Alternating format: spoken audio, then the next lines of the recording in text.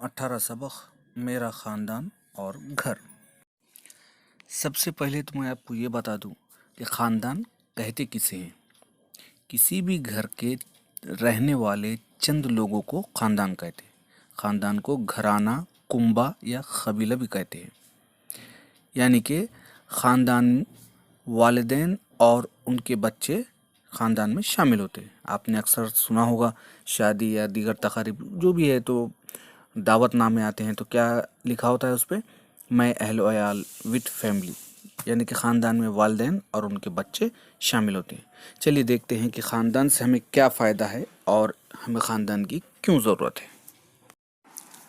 हम अपने ख़ानदान में पैदा होते हैं, परवरिश पाते हैं। परवरिश यानी कि नशोनुमा होना, पालना, देखभाल करना। छोटे से बड़ा होने तक हमारे वालिदैन हमारे खाने पीने, रहने, ग़िज़ा, लिबास, हर चीज़ की ज़रूरतों का ख्याल रखते हैं। हमारी तमाम ज़रूरतें ख़ानदान से पूरी होती है। ख़ानदान में हमें हर तरह का तहफ़्फ़ुज़ होता है, यानी हमारी हिफाजत होती है। हमारा हर तरह से ख्याल रखा जाता है। मुसीबत के वक्त एक दूसरे की मदद की जाती है। हमारी तमाम ज़रूरतों का ख्याल रखा जाता है। बीमार होने पर वालिदैन हमारी ख़ास तौर पर देखभाल करते हैं, इसलिए हमें ख़ानदान से लगाव भी हो जाता है। अब हम देखेंगे ख़ानदान की कौन कौन सी किस्म है। किसी भी ख़ानदान में माँ, बाप और एक या दो बच्चे होते हैं तो ऐसे ख़ानदान को हम छोटा ख़ानदान कहते हैं। अब किसी ख़ानदान में दादा, दादी, चाचा, चाची, सगे चाचाजाद भाई, बहनें ऐसे भी होते हैं तो ऐसे ख़ानदान को हम बड़ा ख़ानदान कहते हैं। ऐसे बड़े ख़ानदान से कई हमारे करीबी रिश्तेदार जुड़े होते हैं, जैसा मामू, मुमानी, फुप्पू, खाला, नाना वगैरह। तो ऐसे ख़ानदान को हम तौसी ख़ानदान कहते हैं। अब इन करीबी रिश्तेदारों की वजह से हमारा ख़ानदान फैलता रहता है। तौसी ख़ानदान में सब एक घर में तो नहीं रहते, लेकिन इन लोगों में आपस में मोहब्बत, भाईचारगी, अपनायत होती है। अलग अलग मौक़ों पर वो एक दूसरे से मिलते रहते हैं। पहले ज़माने में सब लोग एक साथ रहते थे, दादा, दादी, माँ, बाप, भाई, बहन, खाला, मामू वगैरह। ऐसे ख़ानदान को मुश्तरक ख़ानदान कहा जाता था। लेकिन मुलाजिमत या दूसरे वजह से ख़ानदान के अफराद अलग अलग जगह रहने लगे। अब ऐसे ख़ानदान को मुनफसल ख़ानदान कहा जाता है। इस तरह से ख़ानदान निज़ाम में तब्दीली होना शुरू हो गई। नौकरी, मुलाजिमत, कारोबार, तिजारत की वजह से ख़ानदान के लोग अलग अलग जगह रहने लगे।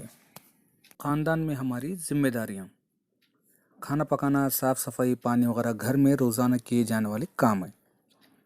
अब घर में जो रोज़ाना किए जाने वाले काम है उसमें सबसे अहम जिम्मेदारी हमारी है कि हम एक दूसरों के काम आए, एक दूसरे के कामों में हाथ बटाएं, एक दूसरे की मदद करें, बड़े छोटों का अदब करें, बुज़ुर्गों का सेहत का भी ख्याल रखें, मेहमान आने पर उनकी खातिर मदारत करें, मेज़बानी करें। इतनी बात याद रखना कि कोई भी काम छोटा नहीं होता, छोटा हो या बड़ा हर काम अहम होता है।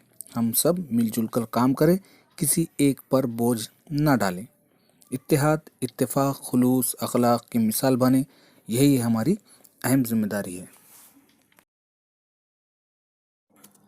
शजरा नसब यानी कि सिलसिला नसब या नसबनामा।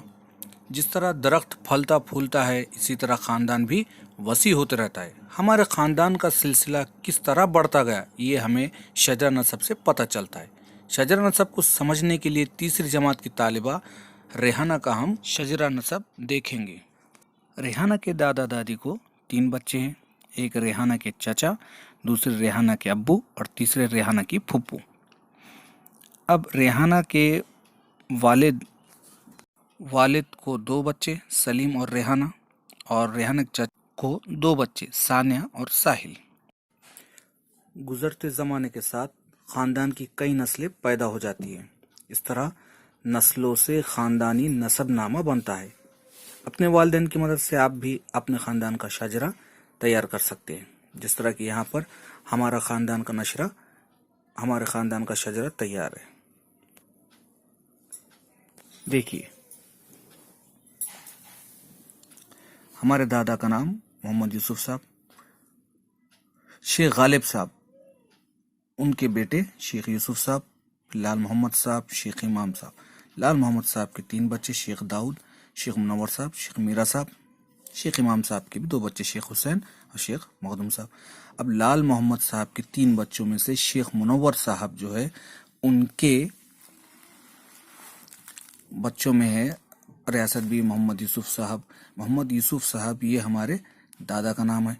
अब मोहम्मद यूसुफ साहब के बच्चों में फुप्पो, ताया, चाचा है अब्दुल क़य्यूम चिश्ती, मोहम्मद अब्दुल क़दीर चिश्ती, गुलाम मोहम्मद चिश्ती। गुलाम मोहम्मद साहब भी हमारे वालिद का नाम। गुलाम मोहम्मद साहब की फिर 4 फर्जंद, उसमें से अब्दुल वाहिद ये हमारा नाम।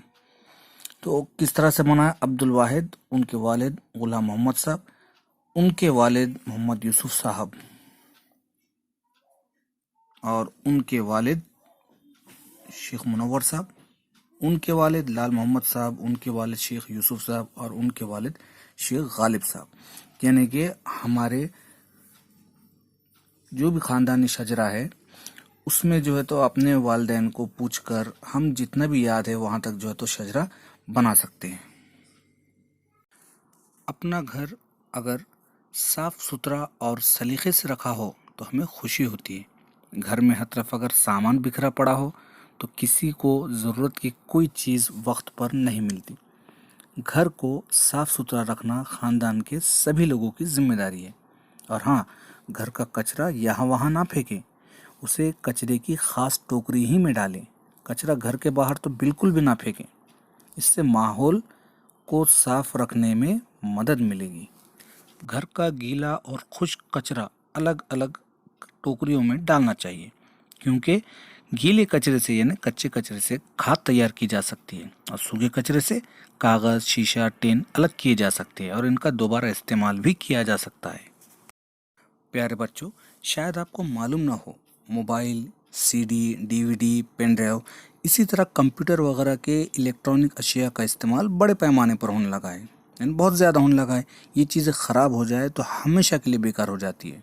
इन बेकार चीज़ों का जो कचरा जमा होता है ना, उसे ई कचरा यानी इलेक्ट्रॉनिक कचरा भी कहा जाता है। और ई कचरा ठिकाने लगाना एक बहुत बड़ा मसला है, क्योंकि ये दोबारा इस्तेमाल नहीं होता। ज़राअत हमारे मुल्क का एक अहम पेशा है।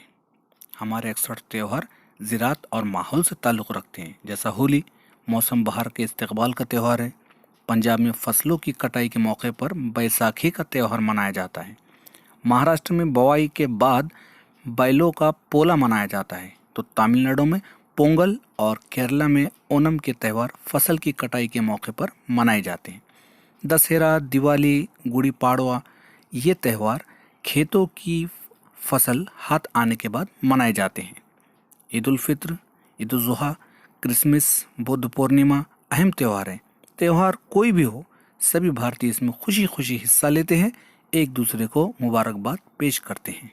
इसी तरह यौम आज़ादी यानी 15 अगस्त 1947 को हमारा मुल्क अंग्रेज़ों की ग़ुलामी से आज़ाद हुआ था और 26 जनवरी 1950 को हमारे मुल्क का कानून बना था। इसलिए हम यौम आज़ादी और यौम जमहूरिया ये दोनों हमारे कौमी त्यौहार है और बड़े हम जोश खरोश से इसको मनाते हैं। किसी भी त्यौहार के सबब लोग एक जगह जमा होते हैं, उनमें इत्तेहाद का जज्बा बढ़ता है।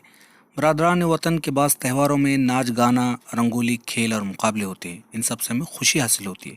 त्यौहार तकरीब को मनाते वक्त इस बात का ख़ास ख्याल रखना चाहिए कि इससे हमारे माहौल को नुकसान न पहुँचे। तेज़ आवाज़ में गाने बजाने से बूढ़ों, बच्चों, जवान, यहाँ तक के जानवर तक इससे मुतासिर होते हैं। इससे आवाज़ की आलूदगी पैदा होती है। इसलिए हमें इस बात का ख़ास ख्याल रखना चाहिए कि हमारी वजह से माहौल को नुकसान न पहुँचे। महाराष्ट्र में कई आदिवासी जमातें हैं। ज़िला थाना में वारली नामी आदिवासी जमात है। बारिश के शुरू में ये लोग कूली भाजी यानी नर्म सब्ज़ी नामी एक ख़ानदानी त्यौहार मनाते हैं।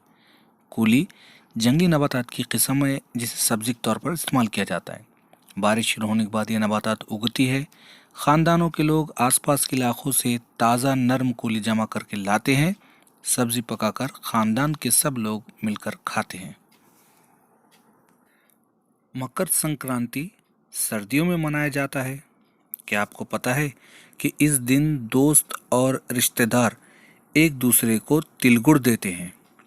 تل سردیوں میں پیدا ہونے والی ایک اہم فصل ہے۔ سردیوں کے موسم میں جسم کی گرمی قائم رکھنے کے لیے تل کھانا بہت مفید ہے۔